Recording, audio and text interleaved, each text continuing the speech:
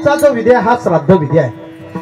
श्राद्ध विधी का करावा लागतो, कशासाठी करावा लागतो, श्राद्ध विधी केल्याने काय होतं, हे केलंच पाहिजे का, असे बरेच प्रश्न आपल्या मनामध्ये त्या ठिकाणी निर्माण होतात. महाराज हे का करायचं, कशासाठी करायचं, हे केल्याने नेमकं काय होतं.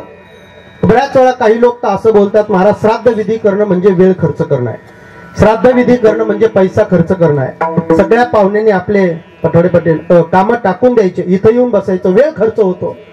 आणि या घरच्या लोकांनी आलेल्या पाहुण्यांसाठी महाराज अन्नदान करायचं म्हणजे या कुटुंबासाठी मोठा खर्चच आहे. हे का करायचं, कशासाठी करायचं, गेलेल्या व्यक्तीच्या नावाने करायचं इथपर्यंत ठीक आहे. पण जो व्यक्ती आपल्यातून गेलाय त्या व्यक्तीला जाऊन आज 1 वर्ष पूर्ण झालंय, मग एका वर्षाने पुन्हा या ठिकाणी हा विधी करण्याची काय गरज आहे. ही गोष्ट शास्त्रसंमत आहे का? हो, ही गोष्ट शास्त्रसंमत आहे. कारण शास्त्र सांगतं श्राद्ध विधीच्या दिवशी म्हणजे आजच्या दिवशी या कुटुंबातून जे काही अन्नदान घडणार आहे, का श्राद्ध विधी करायचं ऐका. आजच्या दिवशी कुटुंबातून जे काही अन्नदान घडणार आहे, जे काही वस्त्रदान घडणार आहे, जे काही अर्थदान घडणार आहे, जे काही या ठिकाणी महाराज सत्कर्म होणार आहे, आणि आजचं जे कीर्तन याचं एक पुण्य तयार होणार आहे. आणि हे पुण्य 2 थेंबाच्या रूपाने, आज 2 थेंबाने अंगठ्याने पाणी द्यावं लागतं, त्या 2 थेंबाच्या रूपाने हे सगळं काय पुण्य आहे त्या पित्रापर्यंत जाऊन पोहोचणार आहे, म्हणजेच दादापर्यंत जाऊन पोहोचणार आहे. आणि त्यांचा सद्गतीचा मार्ग आजच्या दिवशी मोकळा होणार आहे. म्हणून आपल्या हिंदू धर्मामध्ये श्राद्धादी विधी केल्या जातात. विठाला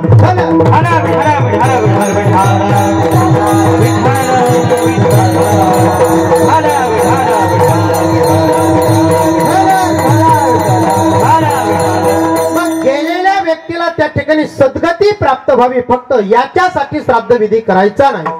तर श्राद्ध विधी याच्यासाठी करायचा आहे की गेलेल्या व्यक्तीलाही सद्गती प्राप्त व्हावी आणि पाठीमागे राहिलेल्या कुटुंबाला पितृदोष लागू नये म्हणून आपल्या धर्मामध्ये श्राद्ध विधी केला जातो. कारण ज्या काळात एखादा व्यक्ती आपल्यातून जातो त्या काळात महाराज प्रथमतः तो स्वर्गात जात नाही. आपलं धर्मशास्त्र काय सांगतं ऐका. प्रथमतः तो वैकुंठात जात नाही, तो व्यक्ती प्रथमतः त्या ठिकाणी कैलासातही जात नाही. जरा एक वाक्य पुढचं बोलू का. तो व्यक्ती नरकात सुद्धा जात नाही. मग कुठे जावं लागतं, त्याला अगोदर पितृलोकात जावं लागतं. जसं एक ब्रह्मलोक आहे, जसं एक स्वर्गलोक आहे, तसं एक पितृलोक आहे. अगोदर त्याचा पाप पुण्याचा हिशोब नाही, अगोदर महाराज त्याला त्या ठिकाणी पितृलोकात जावं लागतं. पितृलोकात गेल्याच्या नंतर त्याच्या डाव्या पायाच्या अंगठ्याला बांधल्या जातं आणि त्याला उलट टांगलं जातं. उलट टांगणं माहितीये तुम्हाला, उलट टांगलं, उलट रस्त्याच्या कडेच नका डोक्यात आणू बरं का, सफरीवरच असं उलट टांगल्या जातं महाराज. आणि उलट टांगल्याच्या नंतर ते पित्र अजून त्यांना पितृदैवत म्हणता येत नाही का, त्यांच्या नावाने विधी घडला नाही. ते पित्र वाट पाहायला सुरुवात करतं. माझ्या घरात कोणी सुपुत्र जन्माला येतो का, माझ्या नावाने विधी करतो का, आणि मला पितृलोकातून मुक्त करतो का. ते दशक्रिया विधीपर्यंत वाट पाहतो, 13व्याच्या विधीपर्यंत वाट पाहतो, श्राद्ध विधीपर्यंत वाट पाहतो. पण त्या घरामध्ये एकही सुपुत्र जन्माला आलाच नाही आणि महाराज फक्त कुपुत्रच जर असेल आणि त्यांच्या नावाने जर विधी घडला नाही तर महाराज ते किती दिवस वाट पाहतात. 1 वर्ष, 2 वर्ष, 5 वर्ष नाही. तिथे उल्लेख असा आहे ते 42 कुळ महाराज ते पित्र वाट पाहतं. पण 42 कुळापर्यंत त्या घरात कोणी सुपुत्र जन्माला आला नाही आणि गेलेल्या व्यक्तीच्या नावाने विधी घडला नाही तर पुढे काय होत आहे का महाराज. त्या कालामध्ये 42 कुळाच्या नंतर धर्मशास्त्र सांगतं त्या व्यक्तीला ज्याच्या नावाने विधी घडला नाही त्यांना पितृलोकातून खाली उतरवल्या जातं, पितृलोकातून हाकलून दिल्या जातं. आणि पितृलोकातून बाहेर पडल्याबरोबर आता ते पित्रही राहत नाही, मग ते पिशाच्योनीला प्राप्त होतं. काय आहे पिशाच्योनी. ती पिशाच्योनी अशी आहे की महाराज नरक यातनेपेक्षाही जिच्यात जास्त यातना आहे नरक परवडला, पण एवढ्या भयंकर यातना ज्याच्यात आहेत ते पिशाच्योनीला महाराज ते आपल्या घरातील व्यक्ती प्राप्त होतो. पिशाच्योनीला प्राप्त झाल्याच्या नंतर पुन्हा पितृलोकात प्रवेश मिळत नाही, ते पितृलोकात जाण्याचा प्रयत्न करतो. का, कदाचित पितृलोकात 42 कुळ उलट मला टांगलं, तो त्रास परवडला, पण पिशाच्योनी नको, पुन्हा पितृलोकात प्रवेश दिला जात नाही. ते स्वर्गात जाण्याचा प्रयत्न करतं, वैकुंठ तर फार दूर आहे, कैलासात जाण्याचा प्रयत्न करतो, पण शास्त्र सांगतं कुठेही त्याला प्रवेश मिळत नाही. मग ते प्रवेश महाराज ऐका, ते पिशाच्य फिरत फिरत फिरत फिरत कुठेही प्रवेश न मिळाल्यामुळे ज्या घरातून गेले पुन्हा त्या घरात येऊन ते प्रवेश करतं, त्याला पितृदोष म्हणतात महाराज. आणि त्या घरात प्रवेश केल्याच्या नंतर घरामध्ये सगळं काही सुव्यवस्थित आहे, बंगला आहे, गाडी आहे, नोकर आहेत, चाकर आहेत, अरे लाख रुपये पगार आहे, पण घरात समाधान नाही, शास्त्र सांगतं हे त्याचं कारण आहे. घरामध्ये सगळं काही सुव्यवस्थित आहे, पण पती पत्नीचा कलह निर्माण होणं, घरातील प्रमुख व्यक्तीचा रस्त्यावरती ऍक्सिडेंट होणं, घरात कुठल्याही प्रकारचं समाधान न लागणं, शास्त्र सांगतं हा पितृदोष आहे. आणि त्या पितृदोषातून ऋणातून मुक्त होण्यासाठी मला श्राद्धादी विधी करावे लागतात. विठाला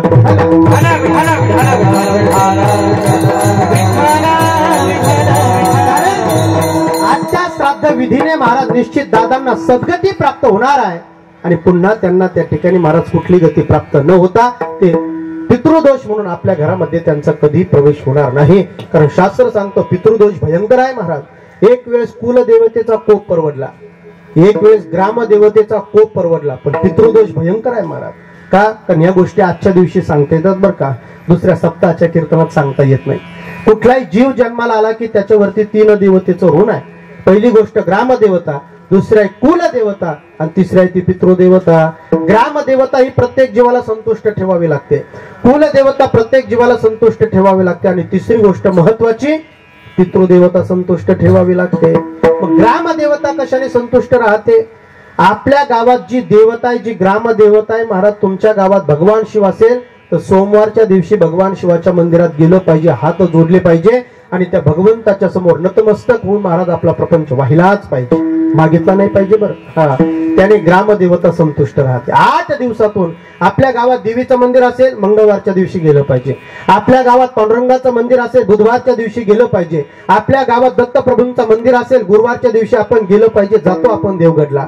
आपल्या गावामध्ये त्या ठिकाणी महाराज देवीचं मंदिर असेल शुक्रवारच्या दिवशी आपण गेलं पाहिजे, आपल्या गावामध्ये हनुमंतरायांचं मंदिर असेल, ग्रामदेवता असेल तर शनिवारच्या दिवशी गेलं पाहिजे आणि आपल्या गावामध्ये खंडोबा असेल तर रविवारच्या दिवशी मंदिरात गेलंच पाहिजे. का काळी पिशी हातात घेऊन अर्धी पावशेर टाकून घरी गेलं पाहिजे? रविवारचा दिवस स्पेशल असतो महाराज. नाही, जी ग्रामदेवता आहे त्या ग्रामदेवतेसाठी आपल्या धर्मात महाराज त्रिकाल संध्या सांगितले. दिवसातून 3 वेळा त्रिकाल संध्या केली पाहिजे. पण मी पळवाट तुम्हाला सांगतो 8 दिवसातून एकदा तरी ग्रामदेवतेच्या समोर गेलं पाहिजे. ग्रामदेवता संतुष्ट राहते. मग कुलदेवता कशी संतुष्ट राहते? वर्षातून एकदा तरी महाराज आपण कुलदेवतेला गेलं पाहिजे, कुलदेवता संतुष्ट राहते. मग पितृदेवता संतुष्ट कशी राहते? तर पितृदेवता श्राद्धादी विधीने त्या ठिकाणी संतुष्ट राहते. म्हणून या बलमय कुटुंबियांनी आज एकत्र येऊन भारत देशाच्या संस्कृतीप्रमाणे आणि ऋषीमुनींच्या परंपरेप्रमाणे या विधीचं आयोजन आज या ठिकाणी केलेलं आहे. विठाला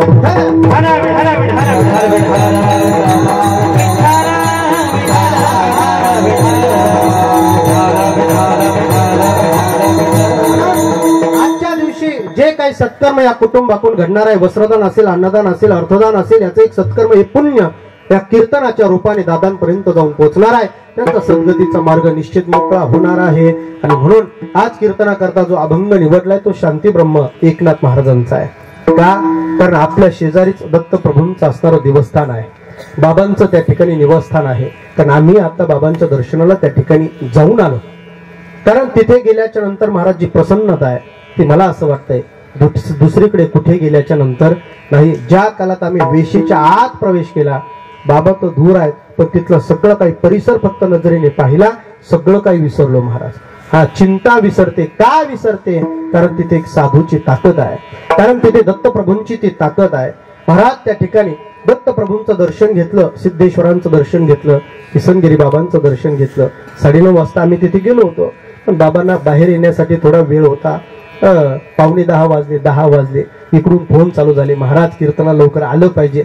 10 वाजले. आता बाबांचं दर्शन घेतल्याशिवाय निघू वाटत नव्हतं. आणि मला असं वाटतंय तिथे गेलेला व्यक्ती जगातला कितीही दुर्जन असला तरी ते दर्शन घेतल्याशिवाय महाराज तो कोणी मागे निघणार नाही. हा, तिथली ती ताकद आहे, ती ताकद तुम्हाला बाहेर पडू देत नाही.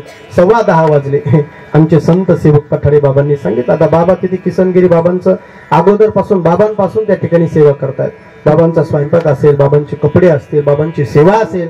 आमचे पठाडे बाबांनी सांगितलं महाराज कीर्तन आज नाही उद्या आहे, आपण अर्धा तास लेट हो, अर्धा तास आपण पुढे वाढवू, बाबांचं दर्शन घेतल्याशिवाय बाहेर पडायचं. म्हटलं ठीक आहे. म्हटलं तिथे त्यांना राग येईल. म्हटले नेवाशा तालुक्यात आज एकही व्यक्ती असा नाही की बाबांच्या दर्शनासाठी या व्यक्तीला लेट झालंय आणि म्हणून कीर्तन, एकही व्यक्तीला म्हटले कुठल्याही प्रकारचा राग येणार नाही.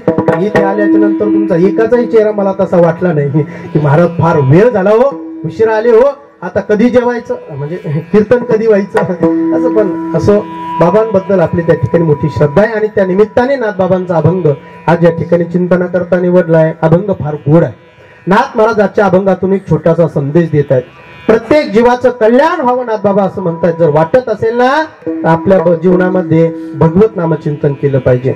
नाथ महाराज आजच्या अभंगातून आग्रह करतायत की भगवत नामचिंतन करा, भगवत नामचिंतन करा. पण नाथ महाराज आमचा प्रश्न असा आहे, भगवत नामचिंतन करा करा करा करा करा तुम्ही नाही, आधी करून सगळे संत महात्मे सांगतात, पण जे तुम्ही आम्हाला करायचं सांगतायत ते आमच्या हिताचं आहे का, आमचा प्रश्न आहे. जे तुम्ही आम्हाला करायचं सांगतायत ते आमच्या उद्धाराचं आहे का, जे तुम्ही आम्हाला करायचं सांगताय ते कळकळीने सांगताय का, आणि सगळ्यात महत्वाची गोष्ट, जे तुम्ही आम्हाला नामचिंतन करायचं सांगताय ते तुम्हाला सांगण्याचा अधिकार आहे का. विठाला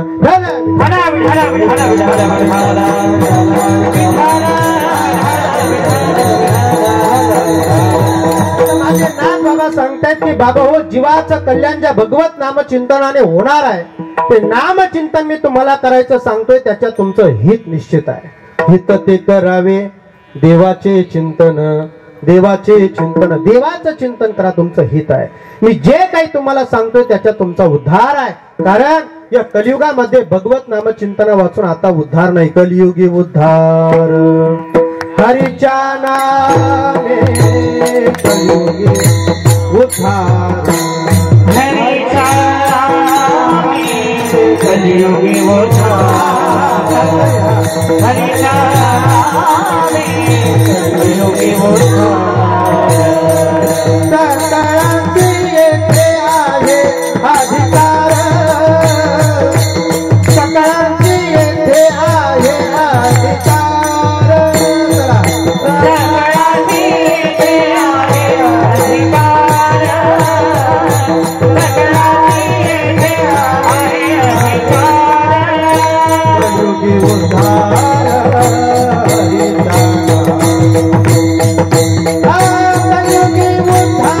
हरीचा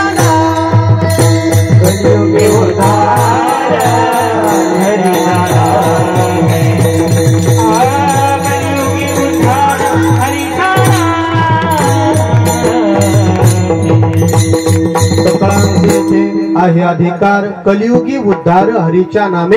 कलियुगामध्ये भगवंताच्या नामानेच आपला उद्धार आहे. नाथ महाराज सांगतात मी जे करायचं सांगतो त्याच्यात तुमचं हित आहे, जे नामचिंतन करायचं सांगतो त्याच्यात तुमचा उद्धार आहे, आणि जे सांगतोय ते कळकळीने सांगतोय. का नामचिंतना वाचून जर एखाद्याचं जीवन महाराज कडेला जात असेल तर ते मनुष्य जीवन नाही, ते पशु जीवन आहे. म्हणून नामचिंतना वाचून जे महाराज आपलं जीवन जगतायत ना, संत महात्मे सांगतात, त्यांच्याकडे पाहिल्याच्या नंतर येतो कळवळा, म्हणून या बुडत हे जन न देखवे डोळा, येतो कळवळा म्हणून या मला त्रास होतो, वाईट वाटतं आणि कळवळा वाटतो. म्हणून नाथ महाराज सांगतायत की भगवत नामचिंतन करा. 3 आणि सगळ्यात महत्वाची गोष्ट, का सांगताय तो सांगण्याचा अधिकार तुम्हाला आहे का. नाथ बाबा सांगतायत हो, तो सांगण्याचा अधिकारही मला आहे. कारण जगातली कुठली गोष्टी अधिकारा वाचून केल्या जात नाही याचंही मला ज्ञान आहे. काही सांगायचं असेल तर अधिकार लागतो, आणि काही करायचं जरी असेल तरी अधिकार लागतो. पखवाज वाजवायचं असेल तर काय लागतो, बोला ना, अधिकारच लागतो. तुमच्यातलं कोणी उठलं लागलं जमल का, शक्य आहे का, नाही महाराज. त्याच्यासाठी एक विशिष्ट अधिकार लागतो. गुरुकुलात जावं लागतं, राहावं लागतं, पहाटे 3 वाजता उठावं लागतं, ते वाजवावं लागतं. किती रक्त बोटातून येईपर्यंत महाराज त्याचा रियाज करावा लागतो, आणि तेव्हा कुठेतरी 2 तासाच्या कीर्तनामध्ये ते वाजवता येतं, तेव्हा तो अधिकार प्राप्त होतो. मृदुंग जरी वाजवायचा असेल अधिकार लागतो, आणि गायन करायचं असेल तरी. जगातली कुठलीही गोष्ट सज्जन अशी नाही की ती अधिकार वाचून तुम्ही करू शकता. टाळ वाजवायचा असेल तरी अधिकारच लागतो, आणि कीर्तन सांगायचं असेल तरी, बोला ना, आजकाल कोणी करतं म्हणा, भाग वेगळा आहे हा, पण कीर्तनासाठी सुद्धा अधिकारच लागतो. आणि कीर्तन ऐकण्यासाठी तरी तुम्हाला तरी कशाला सुरू, कीर्तन ऐकण्यासाठी सुद्धा अधिकारच लागतो महाराज. प्रत्येक गोष्टीला कीर्तन कोणाला ऐकता येत नाही महाराज.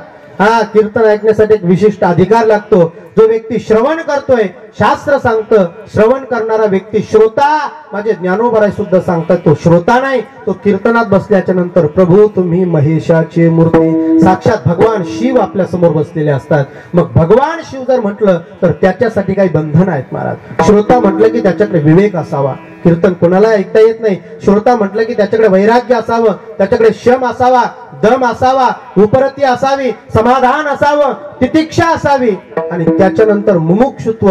मग तो कीर्तन ऐकण्याच्या योग्यतेचा आहे. विवेक काय असावा? संपूर्ण जगत मिथ्या आहे, ब्रह्म सत्य आहे, एवढा तरी विवेक असावं तो व्यक्ती कीर्तन ऐकू शकतो. वैराग्य काय असावं? इह लोकापासून तर ब्रह्म लोकापर्यंत अनुकूल मानलेल्या भोगाविषयी मी तुम्हाला शास्त्राची व्याख्या सांगणार नाही. वैराग्य कमीत कमी 2 तास आपल्या मनातला प्रपंच काढून आपण त्या कीर्तनात सहभागी झालं पाहिजे, एवढं तरी 2 तासाचं वैराग्य असावं. आपल्याकडे शम असावं. मग कीर्तन कोणाला ऐकता येतं? शम म्हणजे काय? मनाचा निग्रह असला पाहिजे, मनाचा. नाही तर धडाने कीर्तनात बसलात आणि मनाने महाराज घरच्या कुलपाला झटके आणता, जमत नाही म्हटले. इथे मन लागतं. दम, शम म्हणजे मन लागतो, दम म्हणजे इंद्रियाचा निग्रह लागतो. सगळी इंद्रिय आपल्या ताब्यात ठेवावे लागतात महाराज. इंद्रिय ताब्यात म्हणजे एकदा जशी मांडी घालून बसलात आणि जसा तुमच्या जिकडे चेहरा आहे तिकडे चेहरा करून मी नाही सांगत, शास्त्र सांगतो 2 तास बसलं पाहिजे. नाही तर 2 तासाचं कीर्तन होईपर्यंत आपले 84 आसनं बदलून होतात महाराज.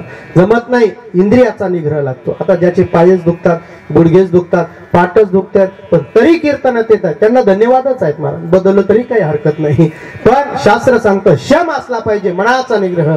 दम म्हणजे इंद्रियाचा निग्रह. उपर म्हणजे वैराग्य, समाधान. ऐकणारा व्यक्ती समाधानी असला पाहिजे महाराज. नाही तर त्याच्या चेहऱ्याकडे पाहिल्याच्या नंतर असं वाटतं पुढे येली गौरी जैशी, तोंडावर अख्ख्या भारत देशाचं टेन्शन त्याला एकट्यालाच काय असं वाटतं महाराज. पार चेहरे सोडून दिले. नाही, अरे कीर्तन ऐकणारा श्रोता, श्रवण करणारा व्यक्ती म्हटले समाधानी असावा. सगळ्यात महत्वाची गोष्ट तितिक्षा असावी. कष्टा वाचून ऐकता आलं पाहिजे महाराज. भूक लागली ना, आता 2 तास ऐकावंच लागेल. आता 1 नंबर लागले ना, म्हटले आता उठता येत नाही. तितिक्षा, कष्टा वाचून सहन केलं पाहिजे. सांगू, आमचे गुरु महाराज सांगायचे, अरे श्रवण करत असताना एकदा की व्यक्ती मांडी घालून बसला, किती तितिक्षा असावी. खालून विंचाने जरी दणका दिला ना तरी सुद्धा त्यांनी मांडी न मोडावी, तेव्हा श्रवण त्या व्यक्तीला घडत असतं. विठाला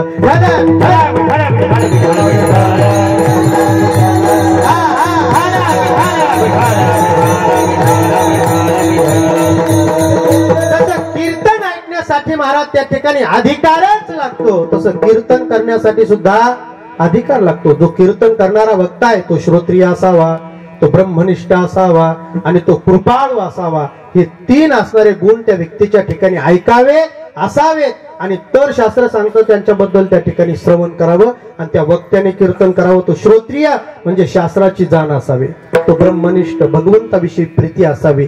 बाकीचा नाही बरं, भगवंताविषयी प्रीती असावी. आणि तिसरी गोष्ट तो कृपाळू असावा, म्हणजे आपल्या कीर्तनाने पुढच्या व्यक्तीचं निश्चित बरंच होईल अशी त्याच्या अंतःकरणात भावना असावी. पुढच्या व्यक्तीचा टाइमपास होणार नाही. आपल्या अभंगातून पुढच्या व्यक्तीला कमीत कमी एखादं वाक्य तरी घरी घेऊन जाता यावं, एवढा तरी कृपाळूपणा त्याच्याकडे असावा. म्हणजे जसं कीर्तन करण्यासाठी अधिकार लागतो, मृदुंग वाजवण्यासाठी अधिकार लागतो, ऐकण्यासाठी जगातली कुठली गोष्ट घ्या, शास्त्र सांगतं अधिकारा वाचून जगातली कुठली गोष्ट करता येत नाही. आणि अधिकारा वाचून जर करायला गेला तर काय होतं माहितीये का?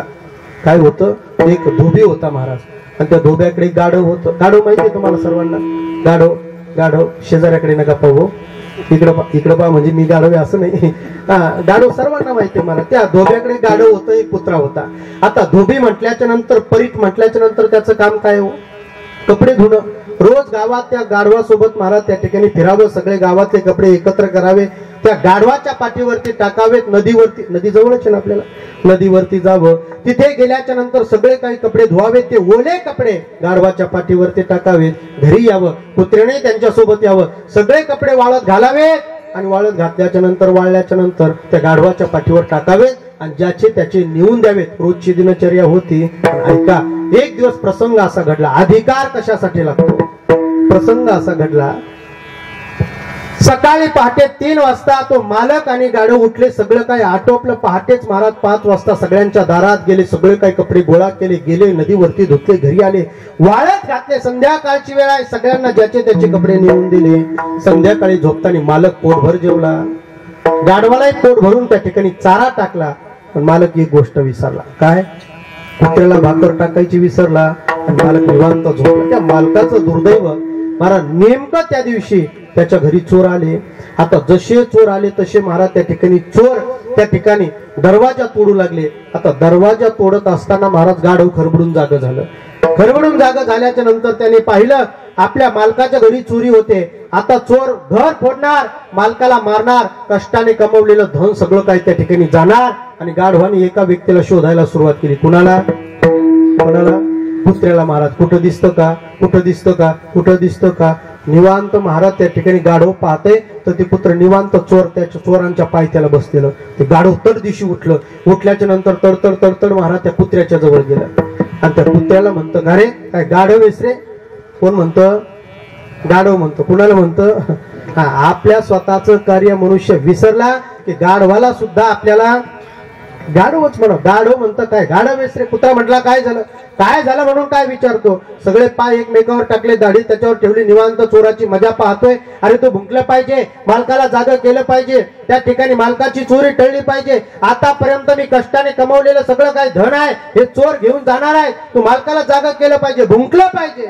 कुत्रा म्हटला, हे बघ, जास्त लोड घेऊ नको, आज मी रजेवर आहे. म्हटलं, रजेवर आहे म्हणजे? म्हटलं, हा रजेवर आहे. म्हटलं, का? मालक जेवला, तुला घास टाकला, मला मालकाने भाकर टाकली नाही, मी मालकाला जाग करणार नाही.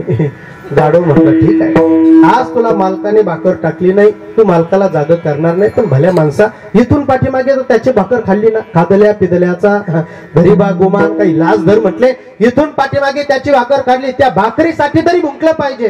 तो म्हटलं, हे बघ, आपलं तत्व असं आहे, मी शेंगा खाल्ल्या नाही, मी टरपाली उचलणार. आज मालकाने भाकर टाकली नाही म्हटला, प्राण गेला तरी चालेल, पण मालकाला जाग करणार नाही, आपण भुंकण्याचं काम करणार नाही. गाढव म्हटलं, खरंच भुंकणार नाही? म्हटलं, अजिबात भुंकणार नाही. मी परत एकदा विचारतोय, म्हटले, तू परत भुंकणार नाही का? प्राण गेला तरी चालेल, पण मालकासाठी आज मी भुंकणार नाही. गाढव म्हटलं, ठीक आहे. म्हटले, लोक मला गाढव म्हणतात, पण मला तेवढं शहाणपण आहे. म्हटले, म्हटले काय विषय? तू भुंकण्याचा नाही. म्हटले, मग विषय मालक जागा करण्याचा आहे, विषय चोरी टाळण्याचा आहे. मग मालक तुझ्या आवाजाने जागा झाला काय? आणि माझ्या म्हणजे गाढवाच्या, माझ्या आवाजाने जागा झाला. गाढव म्हटला, काळजी करू नको, फक्त चोरी टळली पाहिजे. चाल म्हटला, तुझ्या वाचून आमचं काही बंद पडत नाही. ते गाढव बोललं महाराज कुत्र्या. कुत्र्या म्हटला, ठीक आहे, मग आता तुला भुंकता येतं, पण मला आरडता येतं. आरडणं वेगळं, भुंकणं वेगळं, गाणं वेगळं, सगळ्या गोष्टीत बदल आहे महाराज. हा, आता बऱ्याच वेळा भजनाला गेल्याच्या नंतर काही नुसते आरडतात महाराज. आता काही ठिकाणी कीर्तनाला गेल्याच्या नंतर क्वचित गायन राहतं. आता सतीश महाराज आहे तिथे, क्वचित एखाद्या ठिकाणी गायन राहतं. नाही तर आता काही तर ठिकाणी म्हणतात महाराज, भजन चालू झाल्याच्या नंतर जे नास्तिक आहेत ना, ते म्हणतात लागली व इवळायला.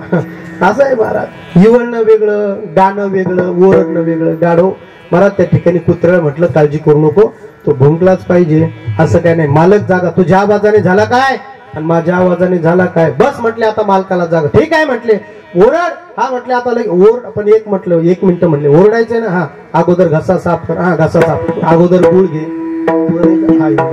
गुळ घे, घसा चांगला साफ कर आणि मस्त पैकी आरड. म्हटले गोड. गाढव म्हटलं, ठीक आहे, आता ते गाढवाचं आरडणं महाराज.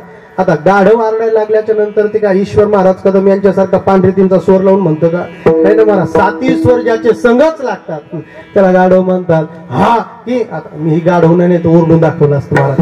हाकी हाकी हाकी मोठमोठ्याने सुरुवात केली. आता गाढव ओरडत असताना मालकाची झोप मोडली. आता मालकाची झोप मोडली, मालक उठला, ही गोष्ट चोरांच्या लक्षात आली. चोर म्हटले, मालक उठलाय, आता पळायला पाहिजे. चोरट्यांनी सगळं काय टाकून दिलं महाराज, चोर पळून गेले. मालकाने दरवाजा उघडला. उघडल्याच्या नंतर बाहेर तर पाहिलं, इथं कोणीच नाही. पायथ्याला पाहिलं तर कुत्र निवांत बसलंय. म्हटलं, गाढवालाच काय रोग आलाय? म्हटले, खाल्लंय पिल्लंय, निवांत झोपायचं, मला झोपू द्यायचं, विश्रांती करायची, पाटे लवकर उठायचं, काय कळत नाही. गाढव ते गाढवच. म्हटले महाराज, मालकाने इकडे तिकडे पाहिलं.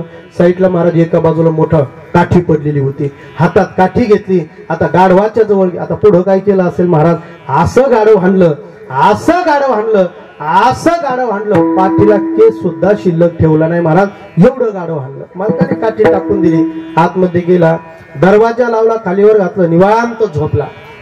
आता गाढव आपलं पाठ खालीवर करत करत महाराज आपल्या कुटीपाशी जातच होतं. आता कुत्र्याने गप बसावं ना, नाही आता पुत्र जागो झाला. आता कटकन उठलं महाराज. उठल्याच्या नंतर गाढवाच्या जवळ गेलं. कसं काय म्हणे तब्येत? कोण म्हणतं पुत्र? हा असे काही माणसं राहतात महाराज खोडीचे, पाहुण्याचं बिघडलेलं असावं, दुसऱ्या पाहुण्याच्या घरी लग्न असावं, याला आमंत्रण नसावं. आता सगळ्या गावाला माहित राहतं यांचं बिघडलेलं आहे, पण तरी त्याच्या दारात जाणार, गाडी रेस करणार, यायचं नाही का लागणार, माहिती आहे भाऊ तुला बिघडलेलं आहे. आता पुत्र त्या खोडीचं होतं महाराज. आता पुराणातला प्रसंग आहे महाराज, ज्या काला दक्षाच्या घरी यज्ञ होता. आता दक्षाचे जावई म्हणजे भगवान शिव, सगळ्यांना आमंत्रण होतं, पण भगवान शिवांना आमंत्रण नव्हतं. आता सगळ्या देवांना सरळ रस्ता होता दक्षाच्या घरी जायला, पण ते विमान फिरून आणायचे, पेट्रोल किती महाग होते, पण कैलासात जायचे आणि तिथं विमान रेस करायचे. शंकरराव यायचं नाही का यज्ञाला, माहितीने बिघडलेलं आहे. तसं पुत्र महाराज गाढवाच्या जवळ गेला. कसं काय म्हणे तब्येत? गाढव म्हणता, अरे काय ज्याचं करावं भलं तेच घेतं. उदळ पोरं म्हटला, या मालकाची चोरी टाळली, या मालकाचा मार टाळा, याचं सोनं नाणं सगळं काही वाचवलं, त्याला जागं केलं, पण शेवटी मार मलाच खावा लागला. ऐका, बराच कुत्र्याच्या मुखातलं वाक्य आहे, संस्कृत वाक्य आहे. ते कुत्र त्या काळात त्या गाढवाला सांगतो. ज्या काळात आम्ही मुंबईला MA संस्कृतची परीक्षा देत होतो, त्या काळातला हा उतारा आहे, तिथे आम्हाला अभ्यासाला आलेला. तर संस्कृत वाक्य असं आहे, ते कुत्र त्या गाढवाला सांगतं, म्हणून तो लोक तुला गाढव म्हणतात. गाढव ते गाढवच आहे. म्हटले काय झालं? ऐक म्हटले, पुन्हा आपली पाठ लाल होऊ नये असं वाटत असेल तर अनअधिकारात, परकार्यात, न चर्चेत, आपला अधिकार नसताना दुसऱ्याच्या कार्यात कधी प्रवृत्त व्हायचं नाही. कारण तो भुंकणं हा माझा अधिकार होता, मालकाला जागा करणं हा माझा अधिकार होता, पण माझ्या कार्यात तू तोंड घातलं. आणि जो व्यक्ती दुसऱ्याच्या कार्यात तोंड घालतो, पाठ लाल झाल्याशिवाय राहत नाही. विठाला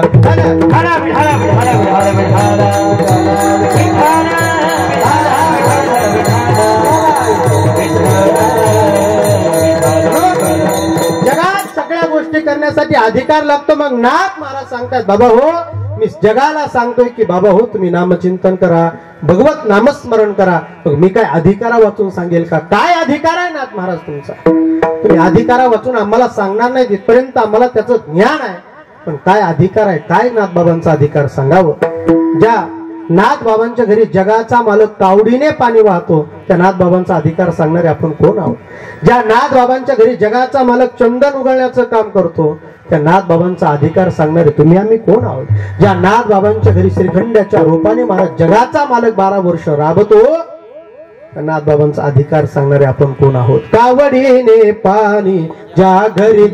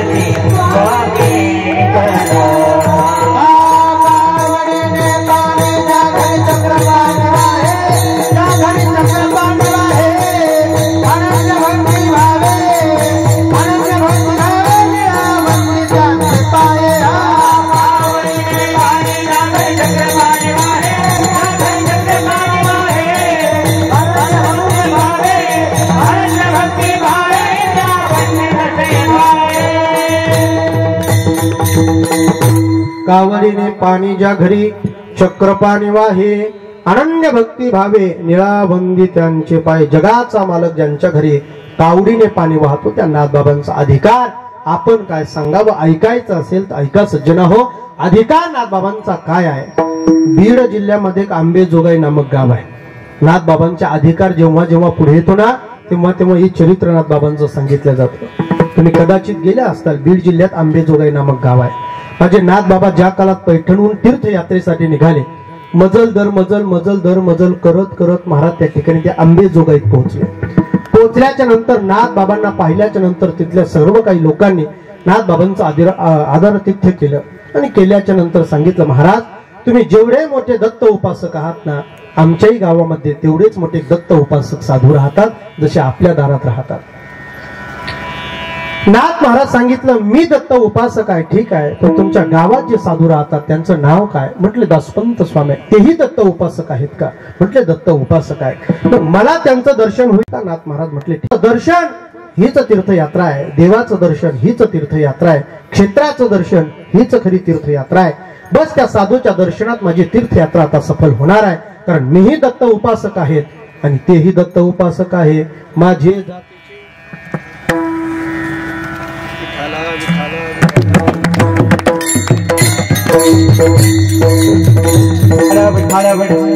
मज भेटो कोणी. बस म्हटले विठाला विठाला विठाला विठाला विठाला विठाला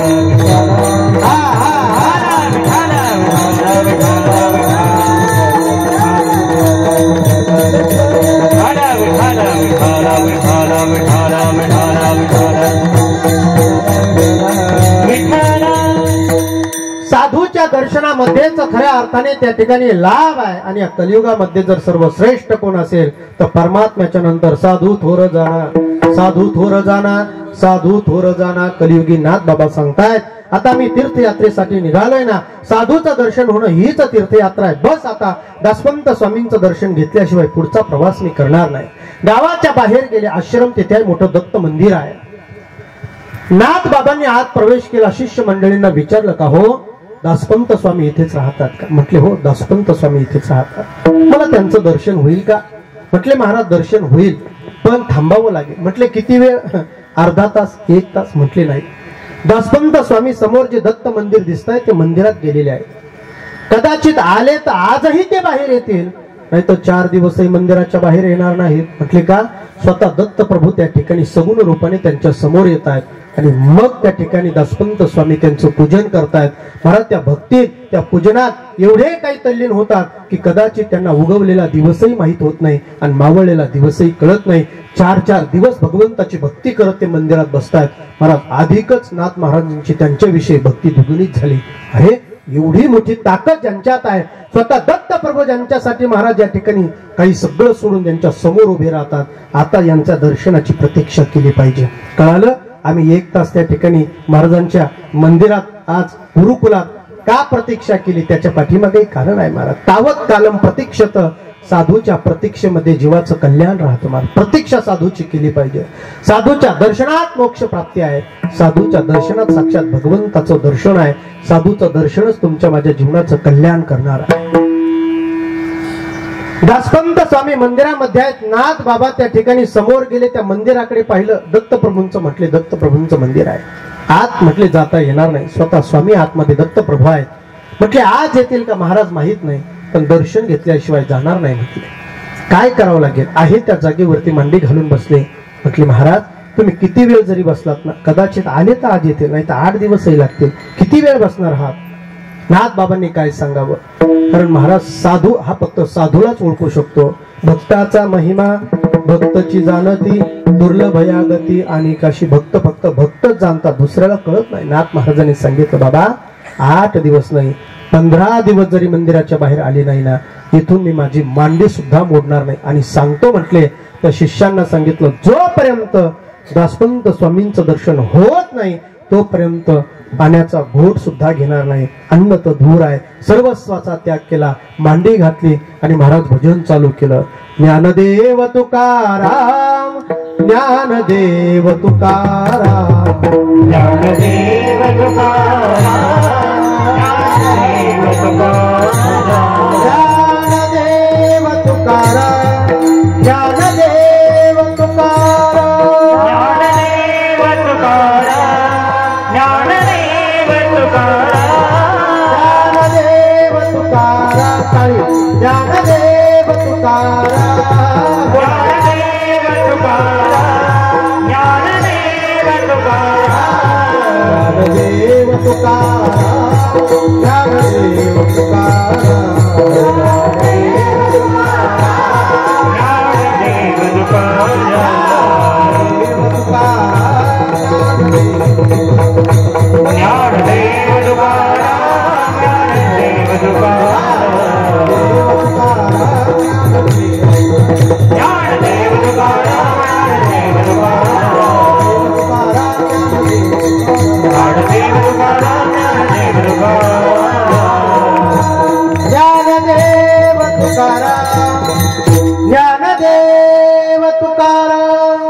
ज्ञानदेव तुकाराम, ज्ञानदेव तुकाराम. नाथबाबांचं भजन चालू झालं. सज्जनाव, एक दिवस संपला, दुसरा दिवस संपला, तिसरा दिवस उजडला.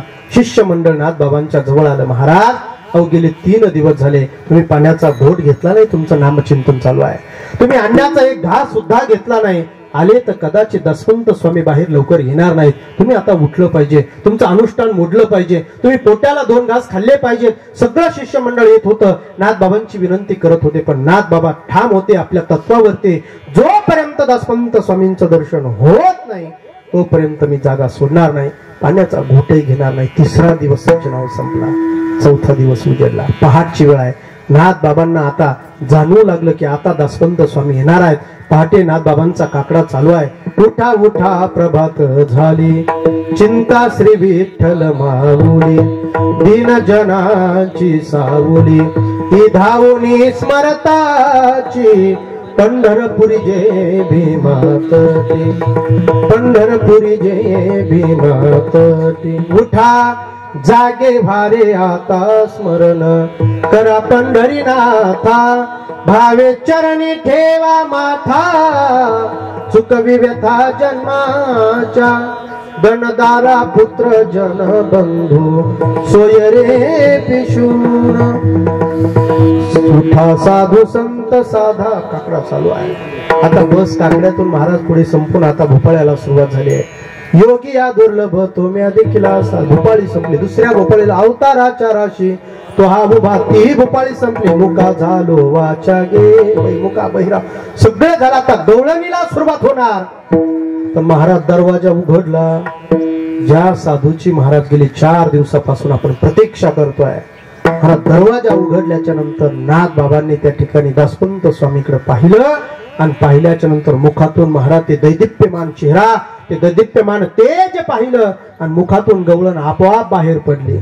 दुःखाची निवृत्ती सुखाचे ते सुख, पाहता श्रीमुख गोविंदाचे, रंग निरांगत गुलगुला बोलत, नामा मने हाती लोणियाचा उंडा, नामा मने हाती लोणियाचा उंडा, गवळणीच्या तोंडा भुलली या रंग निरांगत गुलगुला. नाथबाबांनी दसवंत स्वामींना पाहिलं. तसे उठले आणि उठल्याच्या नंतर पळत गेले. साष्टांग दंडवत घातला. दसवंत स्वामींनी त्यांच्याकडे पाहिलं. दसवंत स्वामी मोठे प्रकांड पंडित होते, मोठे दत्त उपासक होते, ज्ञान होतं, वैराग्य होते, भक्ती होती, सगळं काही होतं. पण महाराज त्या भक्ती ज्ञान वैराग्याला थोडी अहंकाराची झालर होती. बस दसवंत स्वामींनी नाथबाबांना पाहिलं आणि पाहिल्याच्या नंतर सरदेशी मागे सरले. कोण आहेस म्हटले तू? नाथबाबांनी हात जोडले. महाराज, मी पैठणचा नाथबाबा आहे. ही साधूची भाषा आहे बरं. मी पैठणचा नाथबाबा आहे. आपण भाग्यवान आहोत महाराज. भास्करगिरी बाबा सारखे दत्त उपासक आपल्याला या परिसराला आपल्याला लाभले. भक्ती आहे, ज्ञान आहे, वैराग्य आहे आणि साधुता महाराज काठोकाठ त्या ठिकाणी भरलेली आहे. आपण सगळे भाग्यवान आहोत. दसवंत स्वामींच्या ठिकाणी काय नव्हतं? भक्ती होती, ज्ञान होतं, वैराग्य. 4 दिवस अन्न पाणी वाचून भगवंताच्या समोर बसलं. वैराग्यच आहे. स्वतः दत्त प्रभू त्यांच्या समोर आहेत. पण महाराज त्या ठिकाणी नाथबाबांना पाहिल्याच्या नंतर मोठ्याने आरडून उठले. कोण आहेस तू? नाथबाबांनी पैठणचा नाथबाबा आहे. कशासाठी आलात? आपल्या भक्तीबद्दल अहंकार होता. म्हटले महाराज तीर्थयात्रेला जात होतो, तुमच्याबद्दल ऐकलं. हो, ऐकलं असेल, 10 दिशेला माझी कीर्ती आहे, सगळे काही लोक माझ्या दर्शनाला येतात, माझी त्या ठिकाणी वाट पाहतात. का? कारण स्वतः दत्तप्रभू माझ्या समोर येऊन उभे राहतात. 4 दिवस दत्तप्रभूंची सेवा करणारा मी आहे. का माझी कीर्ती तू ऐकली नसावी? ती भाषा नाथबाबांनी ऐकल्यानंतर, महाराज तुम्हाला भेटलो, आनंद वाटला. ठीक आहे, झालं दर्शन? म्हटले हो बाबा, निघा आता. काय वाटलं असेल नाथबाबांना? ज्या महात्म्याची आपण 4 दिवस वाट पाहिली आणि त्यांनी आपल्यासोबत म्हणावं चला निघा आता. अरे आता बाबांचं दर्शन झाल्याच्या नंतर बाबांनी विचारलं कीर्तनाची वेळ किती आहे? बाबा अशी वेळ आहे. ठीक आहे महाराज, हे लहान लेकरं पाहिल्याच्या नंतर मला साधूचा अंतकरण आहे, आईचं ते अंतकरण आहे, पाहिलं, फार मोठा आनंद वाटला. सगळे आमची चौकशी केली. बस आमचंही श्रेय महाराज त्याच्यातच आहे का बाबांनी आमची चौकशी करावी, बाबांनी विचारावं काय करता, कसं करता, कुठल्या, सगळं काही चौकशी त्या ठिकाणी बाबांनी केली. ती साधूच्या शब्दातली ताकद आहे. पण जो महात्मा, आता जर आम्ही अर्धा तास बसलो असतो बाबांनी सांगितलं असं उठा बाबा आहे कशासाठी, कदाचित आपली भावना आहे, काही वाटलं नसतं. पण महाराज एखादा नवीन व्यक्ती आहे. का? कारण तिथे कुठल्याही प्रकारची अहंकाराची झालर त्या ज्ञानाला नाही. त्यांच्या ठिकाणी कुठल्या प्रकारच्या भक्तीला अहंकाराची झालर नाही. त्यांच्या ठिकाणी कुठल्याही प्रकारच्या त्या ज्ञानाला अहंकाराची झालर नाही. हे साधुत्व आहे. पण दासवंत स्वामींची ती भाषा ऐकली. नाथ महाराज दर्शन घेतलं, पुढे निघाले. पुढे गेल्याच्या नंतर महाराज 100 पाऊल पुढे गेले. पण साधूचं काम आहे, एखादा ज्ञानी पुरुष जरी असला पण अहंकार असेल तर त्याला महाराज त्या ठिकाणी भगवत प्राप्ती करून देणं. का? कारण अहंकारामुळे तो भगवंतापासून वंचित राहू शकतो. नाथ महाराज मागे आले. सगळं काय आहे, स्वतः दत्तप्रभू यांच्या समोर येऊन उभे राहतात. पण अहंकार यांचा संपवला पाहिजे. काय करावं? नाथ महाराज मागे आले, हात जोडले. महाराज एक विनंती आहे. बोला, काय विनंती आहे? मी तुमच्या दर्शनासाठी थांबलो. हो झालं ना दर्शन, निघा आता. पण बाबा एक विनंती आहे, कदाकाली जर तुम्ही तीर्थयात्रेला जर आलात तर जाता जाता काशी क्षेत्राला जात असताना मध्ये पैठण गाव लागतं आणि त्या पैठणचा मी नाथ बाबा आहे. जाता जाता या पामराच्या घराला तुम्ही कधीतरी भेट द्या. बस ठीक आहे म्हटलं. या नाथ बाबा निघून गेले. मध्ये अनंत काळ गेला, अनंत वर्ष गेले. ऐका सज्जना हो, अधिकार काय आहे माझ्या नाथ बाबांचा?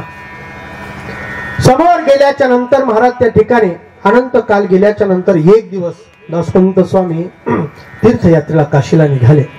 मजल दर मजल करत करत आता पैठण गावात पोहोचले. आठवलं काही वर्षापूर्वी आपल्याकडे एक तरुण आला होता, एकनाथ नाव सांगत होता आणि याच गावातला. आता भेटलो पाहिजे. दासवंत स्वामी समोर गेले. गावाच्या कडेला एक व्यक्ती उभा होता. का हो, पैठणचा एकनाथ इथेच राहतो का? विचारलं. त्या व्यक्तीला महाराजांबद्दल मोठा आदर होता. राग आला त्याला. म्हटलं महाराज संन्यासी दिसता? म्हटले हो. तीर्थयात्रा करणारे दिसता? म्हटले हो. मग एका साधूचं नाम घेत असताना कसं नाव घ्यावं एवढी तुम्हाला जाण नाही? महाराज दासवंत स्वामी कधी कुणी आपल्याला न बोलणारे 50% खरोदिशी उतरले. आणि सर्वसामान्य गावच्या कडेच्या व्यक्तीला जर त्यांच्याबद्दल एवढी मोठी भावना आहे, ते नाथबाबा काय असतील? हातच जोडले. हा विचारायचं असेल तर असं विचार असेल, संत शांती ब्रह्म एकनाथ महाराज कुठे राहतात तर मी तुम्हाला सांगतो. हात जोडायला लावले महाराज. दासवंत स्वामीने हात जोडले. महाराज त्या पैठण निवासी श्री संत शांती ब्रह्म एकनाथ महाराज इथेच राहतात का? हा आता सांगतो म्हटले. गावात जा. गावात सगळ्यात मोठा वाडा जिथे असेल ना तो माझ्या नाथ बाबांचा आहे. पण ऐका, तिथे गेल्याच्या नंतर पोथी चालू असेल.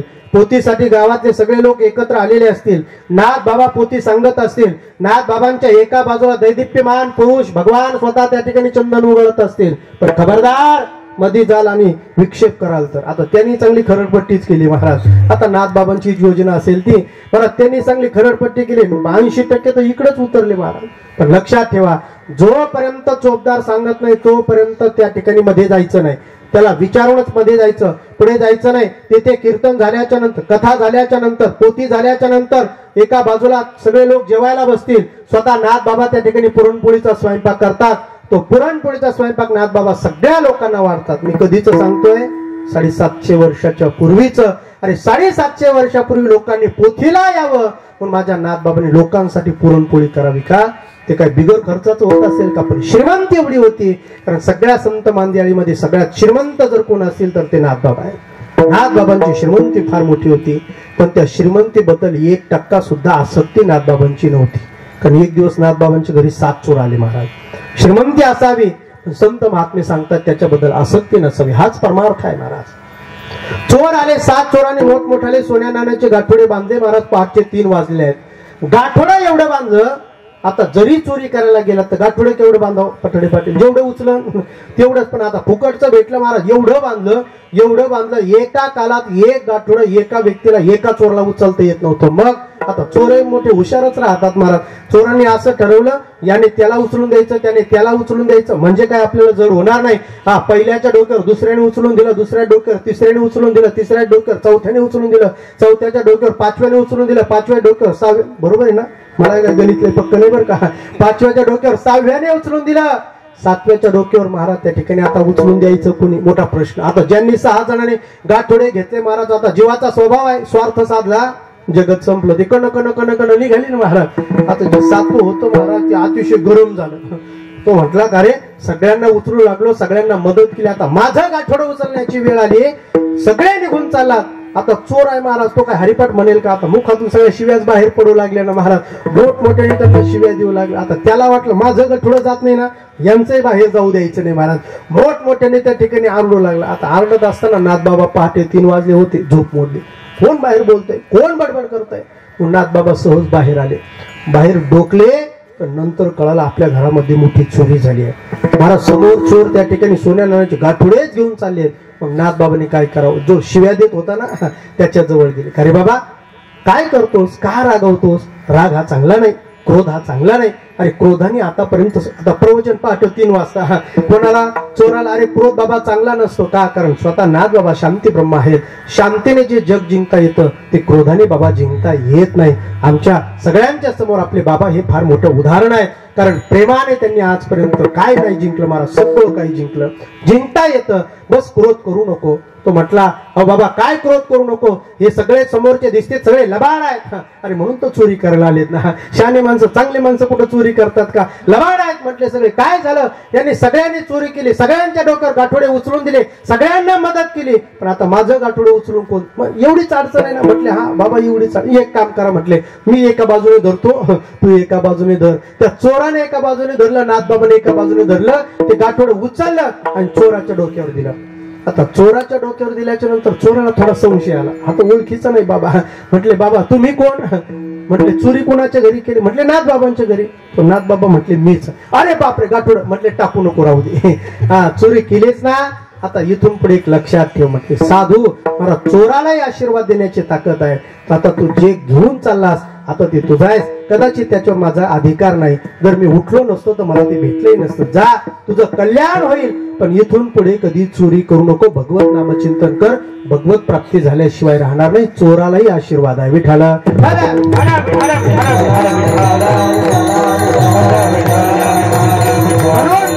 साधूच्या दारात सज्जन येऊ द्या, साधूच्या दारात दुर्जन येऊ द्या, साधूच्या दारात पतित येऊ द्या, साधूच्या दारात पतन होणारा व्यक्ती येऊ द्या, खटनट यावे आणि शुद्ध होऊन या जावे. कसे जरी साधूच्या दारात आले तर शुद्ध होऊन जातात. माझ्या नाथ बाबांच्या अंगावरती येऊन 108 वेळा थुंकला महाराज. किती वेळा, 108 वेळा थुंकला. आता 108 वेळा जर यौवन अंगावरती थुंकत असेल तर महाराज नाथ बाबाचं सोडा, आपण काय केलं असतो, 108 वेळाची वाटच पाहिली नसती महाराज. 108 वेळा साधूच्या अंगावर थुंकला, पण वर पापणी करून सुद्धा पाहिलं नाही, पण त्याला सुद्धा आशीर्वाद दिला. प्रसाद देऊनी मुक्त केला, प्रसाद देऊन यौवन अंगावरी थुंकला आणि प्रसाद देऊनी मुक्त केला. ही नाथबाबांचा अधिकार आहे. दासपंत स्वामींना त्या ठिकाणी सांगितलं पुरणपोळ्यांचा स्वयंपाक आहे. सगळे लोक पोथीसाठी समोर बसलेले असतील, सगळे पोथी ऐकत असतील, सगळ्यात मोठा वाडा माझ्या नाथ बाबांचा आहे, समोर जायचं, पण चोपदाराच्या परवानगीशिवाय पुढे जायचं नाही. दासपंत स्वामी पुढे गेले. पुढे गेल्याच्या नंतर गावात त्या ठिकाणी शोधायला सुरुवात केली. सगळ्यात मोठा वाडा दिसला. म्हटले बस हा माझ्या नाथ बाबांचा असला पाहिजे. दासपंत स्वामी म्हणजे काय सर्वसामान्य नाही बरं, स्वतः दत्त प्रभू ज्यांच्या समोर सगुण रूपाने उभे राहतात. भक्ती आहे, ज्ञान आहे, वैराग्य आहे, पण ती अहंकाराची झालर माझ्या नाथ बाबांना संपवायची. म्हणून महाराज आपल्या दरबारात बोलवलं. महाराज वाडा पाहिल्याच्या नंतर महाराज त्या ठिकाणी दासपंत स्वामी समोर गेले, हात डोकावले. हात डोकावल्याच्या नंतर ज्या व्यक्तीने जसं वर्णन केलं ना बरोबर तसंच काही सगळं त्या ठिकाणी पाहायला मिळालं. पण गावातले लोक एकत्र आलेले आहेत. सगळे अंतकरणापासून जसं तुम्ही कीर्तन ऐकताय तसं मला सुंदर अशी पोथी ऐकताय. रामायणातला प्रसंग चालू आहे. एका बाजूला तो दैदिप्यमान पुरुष चंदन उगाळतोय, एका बाजूला कोणीतरी पाणी टाकताय, कारण एका बाजूला पुरणपोळीचा खमंग येतोय. बस आता समोर जाऊन पळत जाऊन नाथबाबांचं दर्शन घ्यावं की ज्यांच्या सोबत महाराज मी अहंकाराच्या भाषेत बोललो होतो, चुकलो मी, स्वतःची मला चूक समोर दिसू लागली, मी अपराधी आहे. बस दासपंत स्वामी समोर जाणार. समोर गेल्याच्या नंतर महाराज आतमध्ये पाऊल टाकणार. तेवढ्या चोपदाराने काठी आडवी टाकली. कुठं चाललात? आता पहिल्याने केलेली खरडपट्टी काही कमी होती का महाराज? म्हटले समोर बाबांच्या दर्शनाला. दिसत नाही का समोर पोथी चालू आहे? असं मध्ये दर्शनाला जाता येत असतं का? उशिरा आलात ना, आता पाठीमागे बसावं लागेल. म्हटले ठीक आहे, पाठीमागे बसतो. आणि लक्षात ठेवा, पोथी संपल्याच्या नंतर जोपर्यंत सगळी पंगत नाथबाबांची वाढून होत नाही तोपर्यंत समोर जायचं नाही, दर्शन घ्यायचं नाही. म्हटले ठीक आहे, आत बसतो म्हणेपर्यंत मला सहज चोपदाराकडे पाहिलं. पाहिल्याच्या नंतर दासपंत स्वामींनी नाथबाबा सोडले, पोथी सोडली, सगळं सोडलं आणि त्या चोपदाराकडे पाहून म्हणू लागले, अरे बाबा मी तुला कुठंतरी पाहिल्यासारखं वाटतंय. म्हटले मला? आता मी काय सप्ते करणारा चोपदार आहे का? म्हटले मी बाबांचा फक्त चोपदार आहे, बाबांचा दरबार सोडून मी कुठेही जात नाही. म्हटले नाही म्हटले, बारीक निरीक्षण केलं. म्हटले तुला कुठंतरी पाहिल्यासारखं वाटतंय. आणि मग लक्षात आलं हा चोपदार नाही, दत्त चोपदार.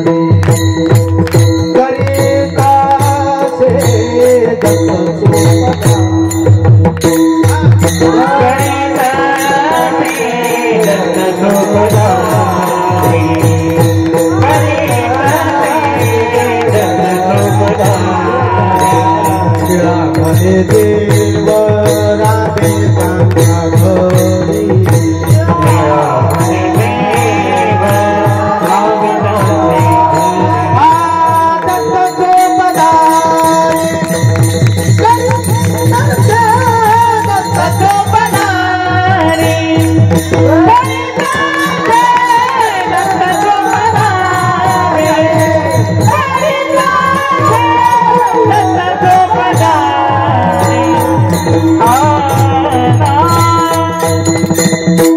म्हणे देव राबे ज्यांचे घरी आणि दत्त चोपदारी करीत असे. मग महाराज दत्त प्रभूंना चोपदाराच्या वेशात पाहिल्याच्या नंतर 100% अभिमान सगळा संपला.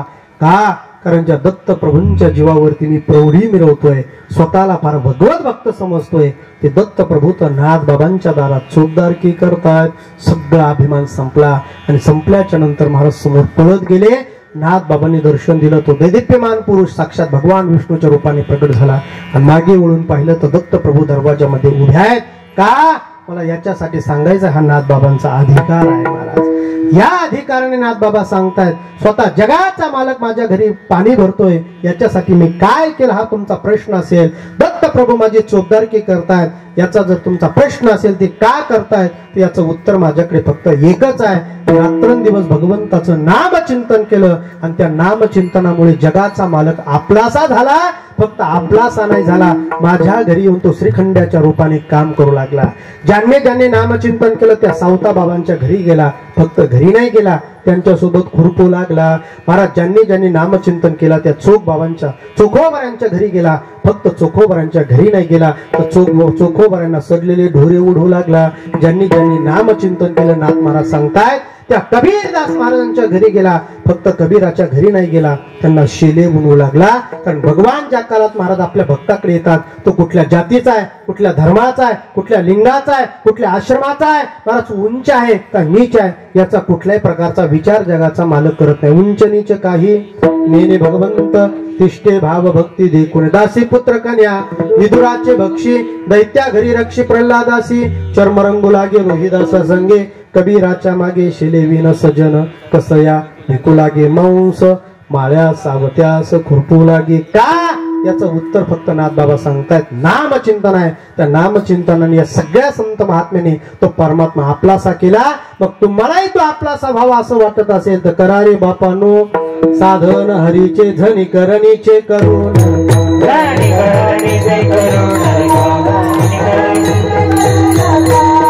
करा रे बापानो साधन हरीचे झनी करणीचे करुणा झनी करणीचे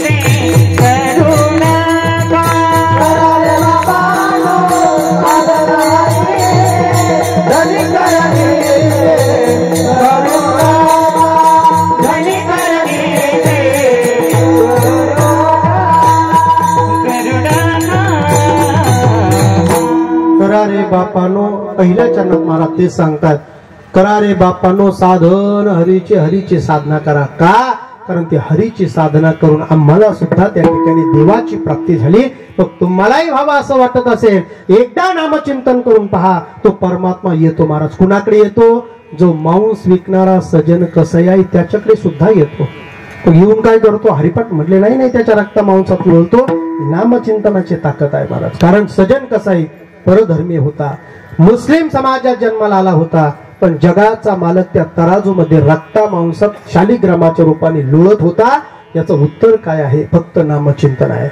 एक दिवस प्रसंग असा घडला की ज्या दिशेने महाराज ज्या ठिकाणी तो सजन कसाई, ऐका महाराज, नामचिंतनाची ताकद काय आहे. मांस विकत होता, त्या दिशेने एक ब्राह्मण आला. आल्याच्या नंतर त्या ब्राह्मणाने त्या ठिकाणी ते सगळं काही त्या ठिकाणी पाहिल्याच्या नंतर त्याला वाईट वाटलं. अरे हा व्यक्ती कोण आहे? मांस विकण्याचं काम करतोय, पण तराजू ते एका बाजूने शालिग्राम आहे, कारण तो शालिग्राम असं काम करायचा.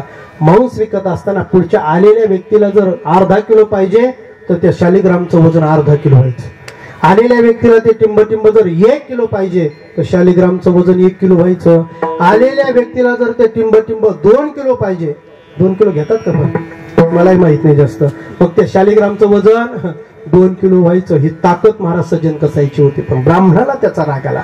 ब्राह्मण त्याच्या जवळ गेला, मुस्लिम आहेस, परधर्मी आहेस, मांस विकण्याचं काम करतो, पण आमच्या हिंदू धर्माचा उपासक असणारा शालिग्राम रक्ता मांसात लोळतोस म्हटले. खबरदार, सुळावरती दिल्याशिवाय राहणार नाही. सज्जन कसाई घाबरला महाराज.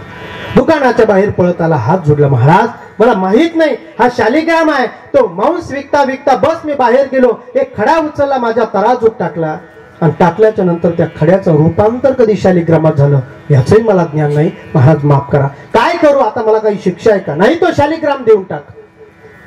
तो शालिग्राम आपल्या हातात घेतला, स्वच्छ पाण्याने धुतला. धुतल्याच्या नंतर मला ब्राह्मणाच्या हातात दिला. आता भगवान स्वतः ब्राह्मणाच्या घरी चालले. कुणाच्या घरून? मुस्लिमाच्या घरून, मांस विकणाऱ्याच्या घरून ब्राह्मणाने तो असणारा शालिग्राम हातात घेतला. घरी गेला, षडोपचार पूजा केली, पंचपक्वानाचा नैवेद्य दाखवला, पंचामृताने स्नान घातलं, अत्यंत वेदघोषात मंत्रघोषात सगळा असणारा शालिग्राम पवित्र केला आणि तो शालिग्राम महाराज देव्हाऱ्यात ठेवला. ऐका सज्जन हो, संध्याकाळची वेळ आहे. ब्राह्मण जेवण करून झोपले. रात्री 12 वाजता भगवान विष्णू ब्राह्मणाच्या स्वप्नात आले. हे बाबा उठ, मला माझ्या भक्ताच्या घरी नेऊन घाल. ब्राह्मण उठले महाराज. उठल्याच्या नंतर इकडं तिकडं पाहिलं, स्वप्न विषय सोडून दिला. पुन्हा झोपले. पुन्हा 1 वाजता भगवान विष्णू ब्राह्मणाच्या स्वप्नात आले. उठ, मला माझ्या भक्ताच्या घरी नेऊन घाल. पुन्हा उठले. कोण माझ्या स्वप्नात येते? कोण भक्त? कोण देव? काही कळायला तयार नाही. बरोबर 2:30 वाजता पुन्हा एकदा भगवान विष्णू चतुर्भुज रूप धारण करून, आता राग आलाय ब्राह्मणाचा, त्याच्या स्वप्नात गेले. एका हातात त्रिशूळ आहे, एका हातात महाराज चक्र आहे, एका हातात गदा आहे. ते चतुर्भुज रूप भगवंताचं पाहिलं आणि महाराज भगवंताने सांगितलं, मला आता माझ्या भक्ताच्या घरी नेऊन घाल. ब्राह्मण फट दिशी उठला. उठल्याच्या नंतर पाहिलं स्वप्नच आहे, पण स्वतः भगवान समोर आहे. कोण भक्त आणि कोण देव लक्षात आलं. अरे तो देव्हाऱ्यातला देव आणि सजन कसाई हा भक्त. आता देवाला त्याच्याकडे जाण्याची इच्छा आहे. अर्ध्या रात्री ब्राह्मण उठला, तो शालिग्राम आपल्या हातात घेतला आणि महाराज सजन कसाईच्या दारात रात्री 2:30 वाजता गेला. दरवाजा ठोठावला. सजन कसाईने दरवाजा उघडला.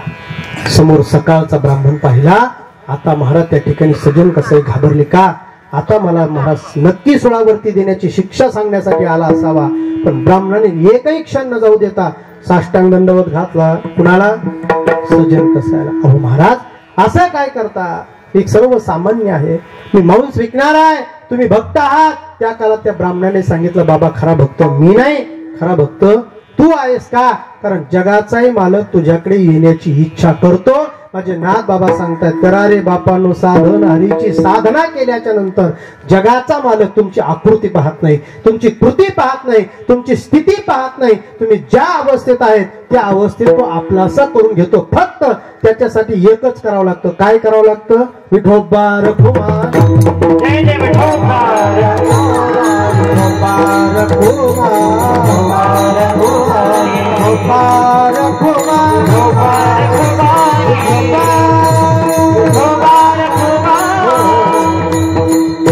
आपल्याला नामचिंतन करून नामचिंतन करून आपल्याला कीर्तन संपवायचं, तसं नाही संपवायचं. हा, आता ज्यांनी ज्यांनी नामचिंतन केलं त्यांचा परमात्मा आपलाचा झाला महाराज. आपलं कीर्तन आता संपलंय.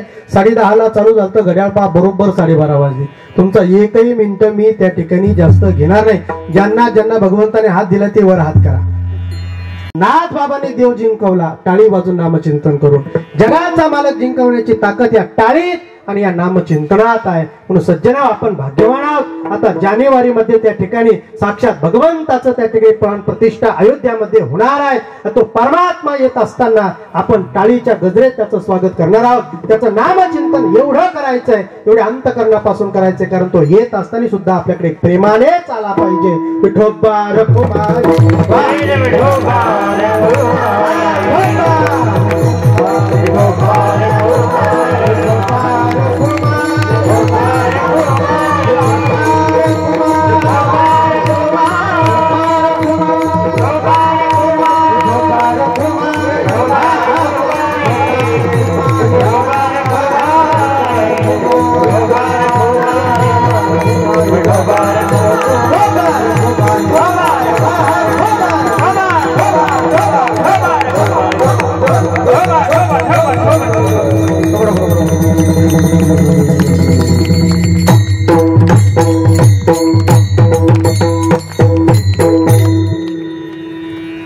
एवढं सांगायचं. अभंग 6 चरणाचा आहे.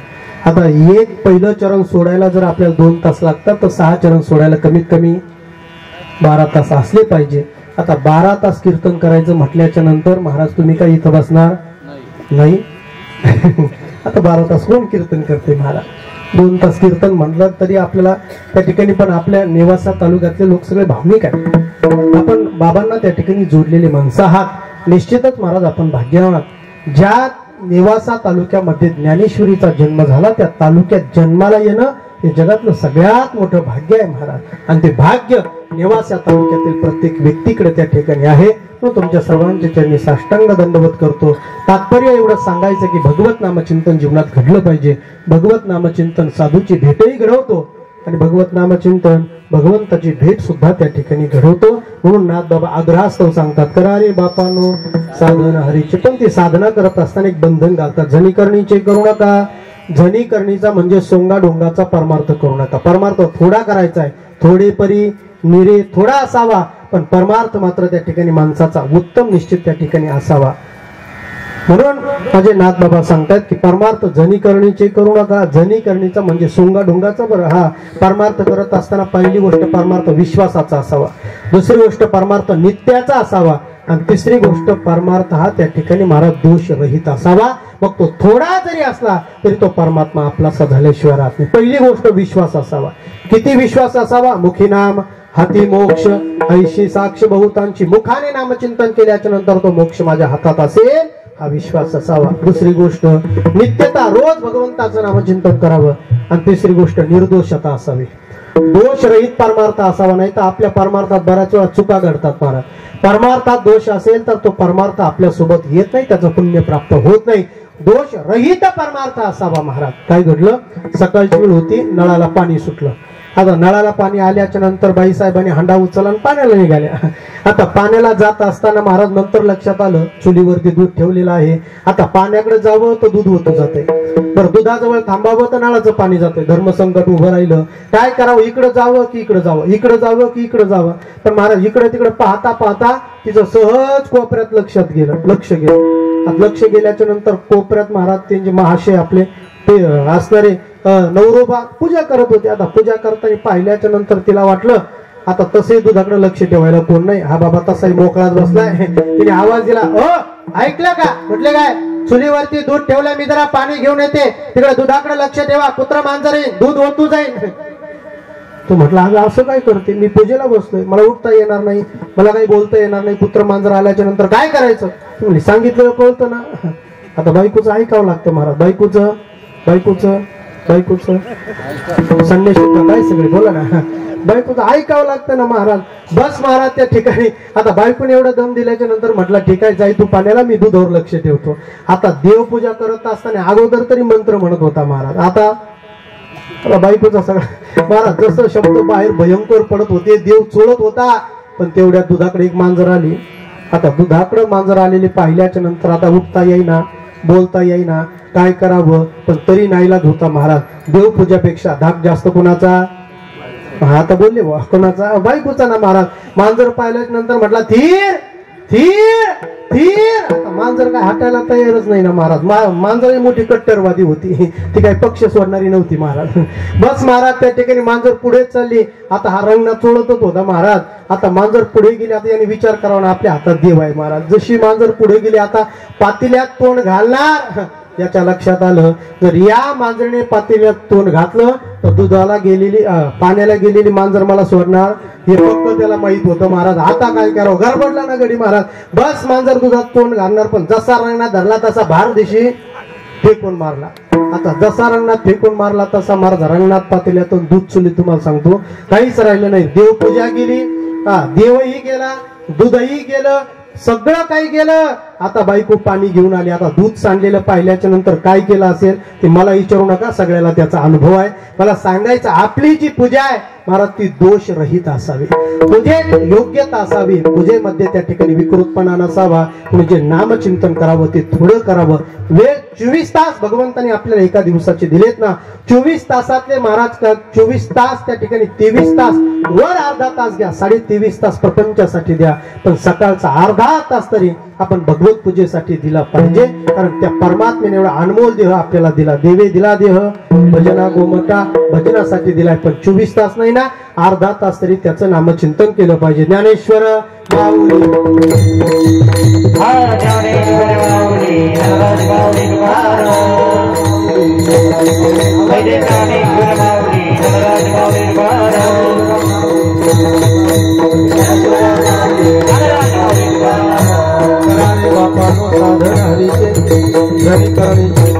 जनेनो ही जन्मयमाची यातना, ऐशिया साधना करा काही असो. आज या ठिकाणी कैलासवासी गोविंद मनाजी बलमे यांचे प्रथम पुण्य स्मरण वर्ष श्राद्ध. त्या श्राद्धाच्या निमित्ताने आपण सर्वजण या ठिकाणी